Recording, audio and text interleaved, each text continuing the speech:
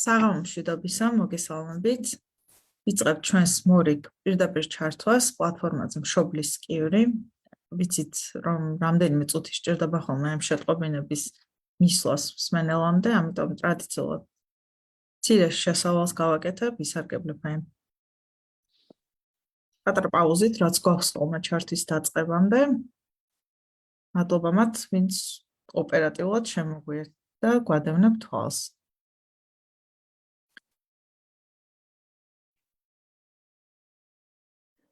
ხშირად გვეკითხებიან, დაიდება თუ არა ჩანაწერი და პარემ ამით დავიწყებ და გეტყვით, რომ ყველა ჩვენი ვიდეო ჩართვა იწერება, ამიტომ მოგვიანებით შეგიძლიათ ნახოთ, თუმცა პირდაპირ ეთერში ჩვენს ყურებას აქვს ერთი დიდი უპირატესობა, შეგიძლიათ გამოგვიგზავნოთ კითხვები, კომენტარები და ჩვენი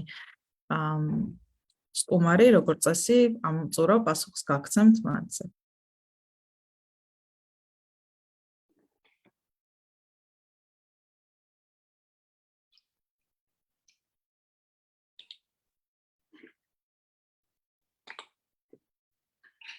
როგორც ხედავ, უკვე საკმაოდ ბევრი ადამიანია ჩვენთან ერთად. კიდევ ერთხელ მოგესალმებით, ვინც ახლა შემოგვიერთდა, ეს არის პლატფორმა მშობლის კივრი, რომლის ფარგლებშიც ვიწვევთ ხოლმე საინტერესო სტუმრებს და ვსაუბრობთ სხვადასხვა თემაზე, რომელიც აქტუალურია ბავშვებთან დაკავშირებულ სხვა აქტუალურ თემაზე და ძირითადად განკუთვნილია მშობლებისთვის, თუმცა ბავშვთან დაკავშირებულ ნებისმიერ სხვა პირს შეუძლია ბევრი სასარგებლო საინტერესო რამ მოისმინოს ჩვენს პლატფორმაზე. დღევანდელი ჩვენი ჩართვა ეძღვნება ახალი რესურსის, ახალი სახელმძღვანელოს პრეზენტაციას. ორიოდე სიტყვით მოგახსენებთ, სანამ ჩვენი სტუმარი უფრო დეტალურად გვესაუბრება მის შესახებ. სახელმძღვანელოს სახელწოდება გახლავთ სმენის დაზიანების მქონე ბავშვთა მხარდაჭერა, რომელიც შეიქმნა მაგ ჯორჯიას მიერ მცირე საგრანტო პროგრამის ფარგლებში გამოცხადებულ კონკურსში გამარჯვებული პროექტის ფარგლებში. მაგ ჯორჯიას გარდა ამ პროექტის თანადამფინანსებელი და განმახორციელებელი იყო სმენადარღვეულ ბავშვთა აბილიტაცია რეაბილიტაციის და განვითარების საქველმოქმედო ფონდი AIA და სწორედ აი ამ ფონდის წარმომადგენელი მოვიწვია დღეს ჩვენთან ამ სახელმძღვანელოზე სასაუბროდ. თეა, მოგესალმებით. მოგესალმებით. ჩვენი გუნდის სახელით მადლობას გიხდით ჩვენთან თანამშრომლობისთვის, აქ დღეს ჩვენთან მობრძანებისთვის. და მინდა გთხოვოთ, რომ უფრო დეტალურად გააცნოთ ჩვენ მსმენელს, საერთოდ რა სახელწოდება ინფორმატიულია და მე მგონი მიხვდებიან დაახლოებით რას ეხება, მაგრამ ვისთვის არის განკუთვნილი ეს სახელმძღვანელო, სად და როგორ შეიძლება ადამიანმა მოიპოვოს დაინტერესებულმა პირმა და ასე უფრო დეტალურად შინაარსობრივ მხარეზე, კონკრეტულად რა საკითხებს მოიცავს ეს სახელმძღვანელო, ამაზეც რო გვესაუბროთ. დიდი მადლობა პირველ რიგში მოწვევისთვის, ამ თემით დაინტერესებისთვის. დიდი მადლობა მაგ ჯორჯიას, ასევე მხარდაჭერისთვის და დიდი წვლილისთვის იმაში, რომ ეს სახელმძღვანელო დაიბეჭდა, რომელიც ძალიან მნიშვნელოვანი და აქტუალურია და რატო უფრო ქვევით გავეცნობით და ვისაუბრებ ამის შესახებ. რაც შეეხება თან პრეზენტაციასაც ჩავთავარ. კი ბატონო.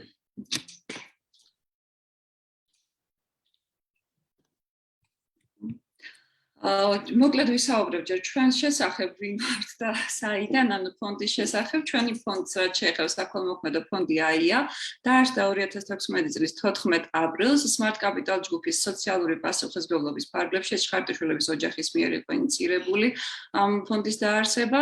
ჩვენი ფონდის მიზანია კოხლეარული იმპლანტაციის, შემდგომი აბილიტაცია, რეაბილიტაციის კომპლექსური სერვისის მიწოდება სმენადაზიანებულ ბავშვებისთვის და მათი ოჯახებისთვის და ეს კონკრეტული სერვისი მოიცავს 6 მიმართულებას, ასე ვთქვათ, ეს არის პირველ რიგში კონსულტირება, რომელიც არის აბსოლუტურად უფასო, კვირაში ერთხელ კონკრეტულ საათი არის ამისთვის გამოყოფილი, 1 საათიანი უფასო კონსულტირება გვაქვს და 3 სპეციალისტი, აუდიოვერბალური თერაპევტი, მეტყველების თერაპევტი და ფსიქოლოგი ვახდენთ ბავშვს შეფასებას, რეკომენდაციების გაწევას, საჭიროების შემთხვევაში მის რეფერირებას, ან სხვა სპეციალისტთან, ან სხვა დაწესებულებაში და ასევე მშობლის რეკომენდაციებს, ასე ვთქვათ, რომელიც მას მოგვიანებით მეილზეც ეგზავნება ელექტრონული ვერსიით. ასევე ჩვენ გვაქვს ესეთი სერვისები აუდიოვერბალური თერაპია, მეტყველების თერაპია, სპეციალური პედაგოგის მომსახურება, ფსიქოლოგის სერვისი გვაქვს არტ თერაპია და მუსიკალური თერაპია. ასევე სმენის პრობლემების საკითხებთან დაკავშირებით საზოგადოების ცნობიერების ამაღლებაზე ვზრუნავთ, რაც გამოიხატება იმაში, რომ ხშირად ვატარებთ გასულ სემინარებს, რეგიონებში თუნდაც ტრეინინგებს, სხვადასხვა სპეციალისტების მხარდაჭერის მიზნით, ასევე თუნდაც ჩვენი ბავშვები ბენეფიციარები, სადაც მიდიანი სკოლებში მივდივართ და მიქაურის პედაგოგებისთვის და დაინტერესებული პირებისთვის ხდება ტრეინინგების და ვორქშოპების ჩატარება. და ასე ვთქვათ, ძალიან აქტიურები ვარ და ერთ-ერთი მიმართულება არის უკვე აქეთ თუნდაც ამ წიგნის შექმნა და გამოცემა. პროექტის შესახებ თქვენ ძალიან კარგად თქვით, რომ ეს მაკ ჯორჯიას მიერ საგრანტო პროგრამის ფარგლებში გამოცხადებული კონკურსში გავიმარჯვეთ და შევძელით ამ წიგნის გამოცემა. ასევე ჩვენი პარტნიორი იყო კომპანია Kinsmena. და ასევე მინდა ვთქვა, რომ ჩემთან ერთად ამ წიგნზე იმუშავეს კონსულტანტებმა სოფიო ნადირაძემ და ნინო ლომიძემ. მათი წვლილი ძალიან დიდი არის ამ წიგნის გამოცემაში, ასე ვთქვათ. რაც შეეხება უშუალოდ წიგნს, პირველ რიგში ვისაუბრებ ავტორის შესახებ, ეს არის ქალბატონი ინა ვასილისასული კარალიოვა, რომელიც არის ფსიქოლოგიური მეცნიერებათა დოქტორი და ასევე ყრუბავშთა და ზრასულთა დიაგნოსტიკისა და რეაბილიტაციის შესახებ ძალიან ბევრი წიგნების ავტორი და მათ შორის არის კოხლიარული და ტვინის ღეროს იმპლანტაციის შემდგომ რეაბილიტაციაზე წიგნები. ასევე ეს ქალბატონი არის სმენადაზიანებულ ბავშვთა რეაბილიტაციის თანამედროვე სმენითი მეთოდის შემქმნელი და ავტორი. ასევე რატომ ქალბატონი კარალიოვას წიგნი ქალბატონინას ძალიან დიდი ხნის ურთიერთობა და მჭიდრო ურთიერთობა აკავშირებს საქართველოსთან და კონკრეტულად აუდიოლოგიის ეროვნულ ცენტრთან. იგი ძალიან ხშირად ჩამოდიოდა და ტრეინინგებს და სემინარებს, ვორქშოპებს ატარებდა აუდიოლოგიის ცენტრში. მეც აქ მოხდა ჩვენი პირველი გაცნობა, ასე ვთქვათ და პირველად მოვისმინე მისი ლექცია და დავინტერესდი, შემდეგ უკვე მოვიძე ქართულად თუ იყო მსგავსი ლიტერატურა და აღმოვაჩინე, რომ არ არსებობდა ქართულად ლიტერატურა, არათუ უახლესი და თქვა ბოლო პერიოდში გამოცემული ძველი ლიტერატურაც კი არ იყო და სწორედ აქედან გაჩნდა იდეა, რომ შეგვექმნა რაღაც ქართული რესურსი. პირველ რიგში ეს წიგნი ვთარგმნე, მინდა თქვა ჩემთვის და ჩემი მეგობრებისთვის, რომ უფრო კარგად გავცნობოდით ამ სიახლეებს, რომელიც წიგნში არის მოცემული. და თეა, ალბათ აი ამ გარდა ამ პირადი ნაცნობობისა და საქართველოსთან ესეთი კავშირის გარდა თვითონ ეს წიგნი თუ არის რამენერად უფრო განსხვავებული. კი, გამორჩეული რატომ? ძალიან ბევრი წიგნები აქვს ქალბატონინას გამოცემული, მაგრამ კონკრეტულად ამ წიგნზე არჩევანი შევაჩერეთ პირველ რიგში, იმიტომ რომ ეს წიგნი გათვლილია არა მხოლოდ სპეციალისტებისთვის, არამედ მშობლებზე და საკმაოდ მარტივი ენით არის გადმოცემული მასში ინფორმაცია, თუნდაც იგივე არ არის გაჯერებული ძალიან ბევრი სამედიცინო ტერმინოლოგიით, რომელიც მშობელმა არ უნდა იცოდეს დამეთანხმებით, ხო არ არის ვალდებული იცოდეს. ყველაფერი ძალიან კაფიოდ ნათელი ენით არის გადმოცემული, თავისი პრაქტიკული მაგალითებით, მარტო თეორიით არ არის გაჟღენთილი, ძალიან კარგად არის გაფორმებული და ყველასათვის არის ხელმისაწვდომი, ასე ვთქვათ, ხო?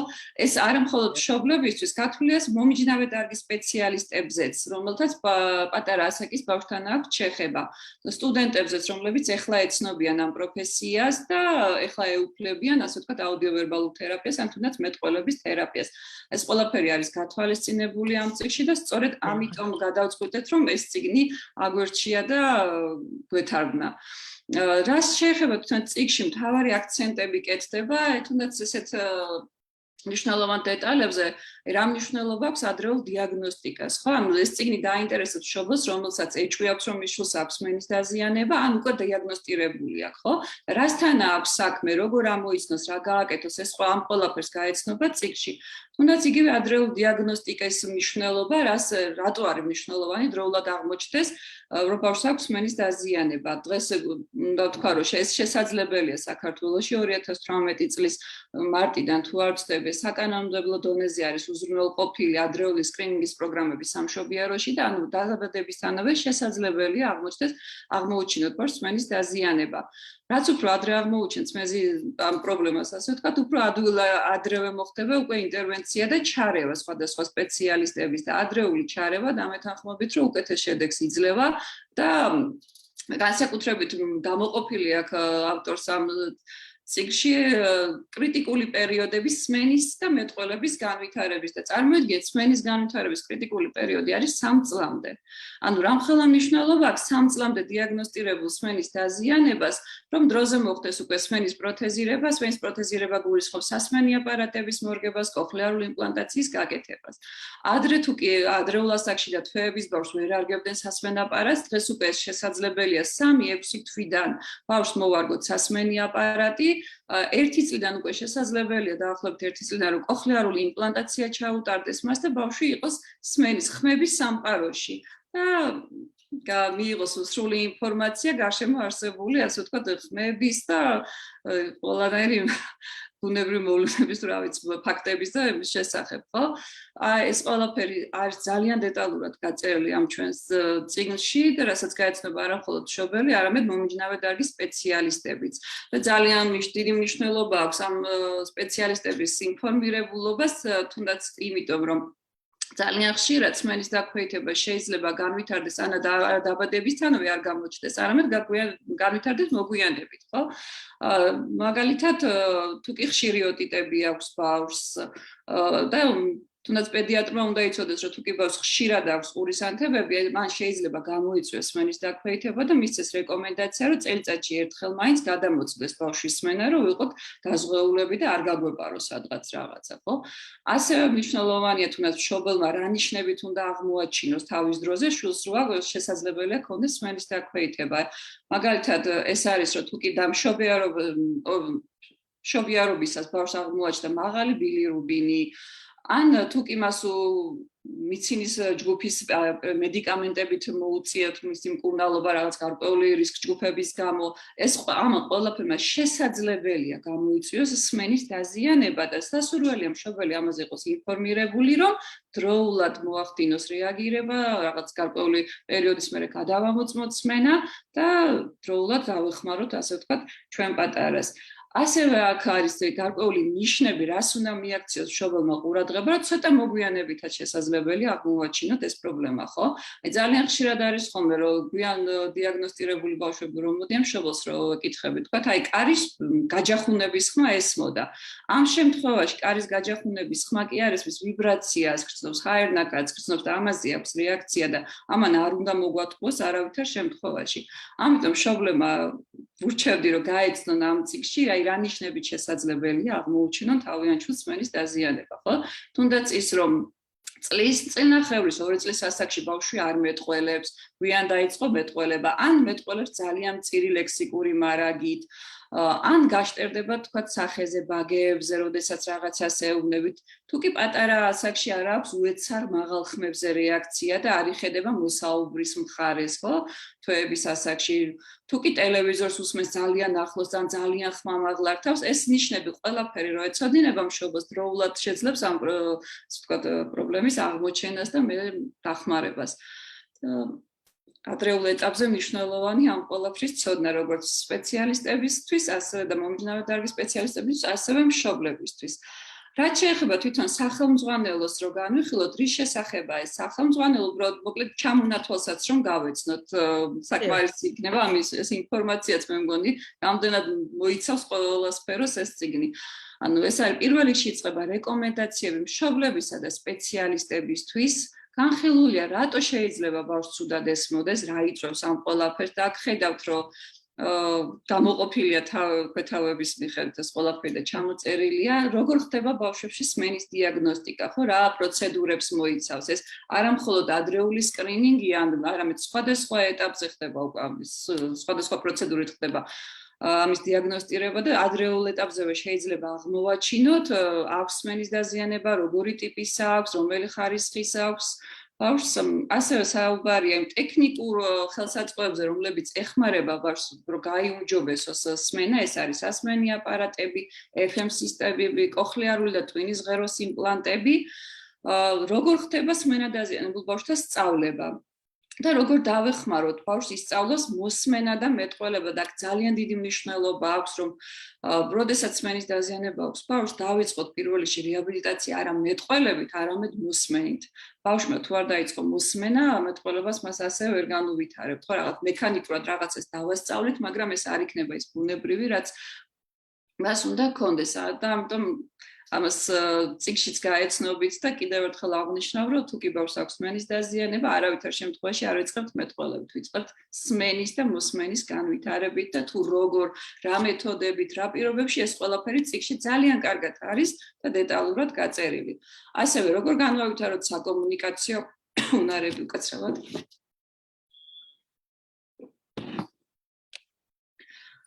როგორ ვასწავლოთ მოსმენა და უკვე მერე მეტყველება. Bavitarot motorikas, ყურადღებას, აზროვნებას, მეხსიერებას, სმენდაზიანებულ ბავშვებში ფსიქოლოგიური და სოციალური პრობლემები, რომლებიც შეიძლება ქონდეს იგივე მშობლებს და როგორ დავეხმაროთ მას ამ კუთხით. Am ყველაფერს წაიკითხავს მშობელია თქმა უნდა და გაეცნობა და კიდევ ასევე მინდა ძალიან ისეთი შედარება გავაკეთო, რატო გაჩნდა ასეთი სახელმძღვანელოს გამოცემის აუცილებლობა, ხო? სმენა დაზიანებულ ბავშვებთან მუშაობის მეთოდები შემუშავებული იყო ჯერ კიდევ მე-19 და მე-20 საუკუნეში. და მაშინ ძალიან კარგად მუშაობდა ის მეთოდები, მორგებული იყო იმ მოცემულობას, რაც მაშინ არსებობდა. ანუ არ იყო ესეთი სასმენი აპარატები, არ იყო კოხლიარული იმპლანტები და სხვადასხვა მეთოდებით ასწავლიდნენ ბავშვს და ავითარებდნენ. და მართებულიც იყო და ძალიან კარგ შედეგსაც დებდნენ, მაგრამ ცხოვრება წინ მიდის, ტექნიკა განვითარდა, ახალი ციფრული აპარატები მოიგონეს, კოხლიარული იმპლანტაცია მოიგონეს და უკვე რა თქმა უნდა ეს მეთოდები აღარ ჭრის, ასე ვთქვათ და საჭიროება გახდა აკვე ახალი მეთოდების შემუშავების და სწორედ აი ეგ და სწორედ აი ვერთობით ასე ვთქვათ ჩვენ გადავსადებული სპეციალისტები ახალ მეთოდებს ვეუფლებით და ვცდილობთ რომ ეს ყველაფერი უკვე ახლებურად ვასწავლოთ ჩვენ ბავშვებს და ახლებურად განვავითაროთ. გარდა ამ ახალი ტექნიკური აღჭურვილობისა, რომელიც განვითარდა და მეთოდებისა, ასევე შეიცვალა მიდგომა თვითონ ბავშვთან მუშაობის. თუ კი ადრე სმენა დაზიანებულ ბავშვთან მუშაობდა უშუალოდ სპეციალისტი ერთ საათის განმავლობაში ოთახში და იქ ითვლებოდა, რომ იქ სწავლობს ბავშვი, ასე ვთქვათ, სმენას და მეტყველებას, დღეს ეს მიდგომა შეცვლილია. დღეს არის უკვე ოჯახზე ცენტრირებული მიდგომა მთავარი როლში არის უკვე ოჯახი და აქვე აღნიშნავ დავაკონკრეტებ არა მარტო დედა, მთელი ოჯახი, რომელიც უშუალოდ ჩართულია. დიახ. არის ამ ხაზგასმა, კი ბატონო. კი, ჩართული არის ბავშვის რეაბილიტაციის პროცესში. ამ შემთხვევაში თერაპევტი არის უფრო ფასილიტატორის როლში, რომელიც მშობელთან ერთად თერაპიაზე კი ატარებს თერაპიას, მაგრამ მშობელს აცნობს, რას აკეთებს, როგორ აკეთებს, რატომ აკეთებს, რთავს მშობელს უშუალოდ ამ პროცესში. მასთან ერთად გეგმავს მე როგორ შეიძლება ამის განზოგადება და გენერალიზება უკვე სხვადასხვა სიტუაციაში, სახლში, ეზოში, სტუმრად, როდესაც წავა, მაღაზიაში, როდესაც შევა. გეგმავს სხვადასხვა აქტივობებს და უკვე მთელი დანარჩენი პერიოდი მუშაობს მშობელი, ხო? იმიტომ რომ მეთანხმებით, რომ თერაპევტთან ბავშვი მოდის კვირაში მაქსიმუმ ორჯერ და თითო საათი ყველაზე დიდი პერიოდი რაც შეიძლება მოვიდეს და მთელ დანარჩენ დროს იგი ატარებს ოჯახში, სახლში დედასთან, ბებიასთან, დაებთან, ძმებთან და ეს ყველაფერი უნდა მოხდეს ბუნებრივ პირობებში, ბუნებრივ გარემოში და ძალიან დიდი მნიშვნელობა აქვს ამ ყველაფერს. და ალბათ ზუსტად აი ამ ახალი მიდგომით არის გამოწვეული ის განპირობებული ის რომ ასეთ სახელმძღვანელო აუცილებლად უნდა არსებობდეს. აი ეს ყველა მაგიტომაც რომ ეს ყველაფერი აქ აღწერილი არის ძალიან კარგად ამ სახელმძღვანელოში დაეხმარება მშობლებს, დაეხმარება სპეციალისტებს რომ ეს ყველაფერი მე გამოიყენონ და დაგეგმონ. ქაუტანთე ისე დეტალურად განვიხილეთ ახლა ეს ძირითადი ქვეთავები, მე მგონი კარგი წარმოდგენა შეექმნებოდა მსმენელს და ნახავდა რომ საკმაოდ მოცულობითია წიგნი. ყველაზე მეტად მე რაც მომწონს არის ის რომ მშობლებისთვის ყოველს არის რისკი რომ როცა რაღაც იქნება მშობლებისთვის ზოგჯერ ეს არის უფრო ლაკონური და ზედაპირული. ამ შემთხვევაში ეს ფოკუსი ავტორის რომ წიგნი ყოფილიყო გასაგები არ მომხდარა იმის ხარჯზე რომ შეემცირებინა გამოეტოვებინა ესეთი აქტუალური საკითხები ხო აბსოლუტურად ყველა არავს მშობელმა და ბავშვთან დაკავშირებულმა სხვა პირმა უნდა იცოდეს. კი, ნამდვილად. თვითონ წიგნს რაც შეეხება, წიგნის ძალიან ლამაზად არის გაფორმებული და ილუსტრირებული, მინდა გითხრათ, ყველა თავის სხვადასხვა ფერით არის გამოყოფილი, რაც არჩევშიც ჩანს ძალიან კარგად ქვეთავები, ყველა ქვეთავი სხვადასხვა ფერით არის, ძალიან კარგად ილუსტრირებული ნახატებით, მდიდარი არის ეს წიგნი, თუნდაც როგორ ვიმუშაოთ ბავშვებთან, როგორ მოვამზადოთ სმენის შემოწმებისთვის პატარა ასაკის ბავშვი, ეს ილუსტრაციები ძალიან ნათლად და კარგად აჩვენებს ყველაფერს და მშობლისთვისაც ძალიან აღქმადი და გასაგები იქნება ეს ყველაფერი. კი ბატონო. ეხლა კითხვები ჯერჯერობით არ არის. მაგრამ დარწმუნებული ვარ, რომ მსმენელი, ვინც შეიძლება მოგვიანებით ჩანაწერს ნახავს, იკითხავს, რომ როგორ შეიძლება ამ წიგნის სადა, როგორ შეიძლება ამ წიგნის მოპოვება. ეს ჩვენ შემთხვევაში ბეჭდური სახით ჯერჯერობით არ გამოცემულა, ეს არის ელექტრონული ვერსია. მისი ლინკი ჩვენ საქველმოქმედო ფონდის გვერდზე, AIES საქველმოქმედო ფონდი AIES გვერდზე, Facebook გვერდზე შემოვლენ და შეუძლიათ აბსოლუტურად უფასოდ გამოიწერონ, ჩამოკაჩონ და მერე თუ სრული იქნებათ დაბეჭდონ და გაეცნონ ამ სახელმძღვანელოს. ასევე ეს წიგნი იქნება ინტეგრირებული ილიას სახელმწიფო უნივერსიტეტის კომუნიკაცია ენამეტყველების კურსის სამაგისტრო პროგრამაში და ილიას ელექტრონულ ბიბლიოთეკაშიც იქნება ეს წიგნი, შეგიძლიათ იქაც მოიძიოთ და ასევე ბეჭდური სახითაც გადაეცემა ბიბლიოთეკას პრეზენტაციაზე. ასისტენტმა, ტექნიკურმა ასისტენტმა კომენტარებშიც დადო ის ფული, საიდანაც შეძლებს ჩვენი მსმენელი ამ სახელმძღვანელოს. ხარული ვიქნებით, რაც უფრო ბევრი ადამიანი მიიღებს ამ შესახებ ინფორმაციას და გაეცნობა ამ წიგნს.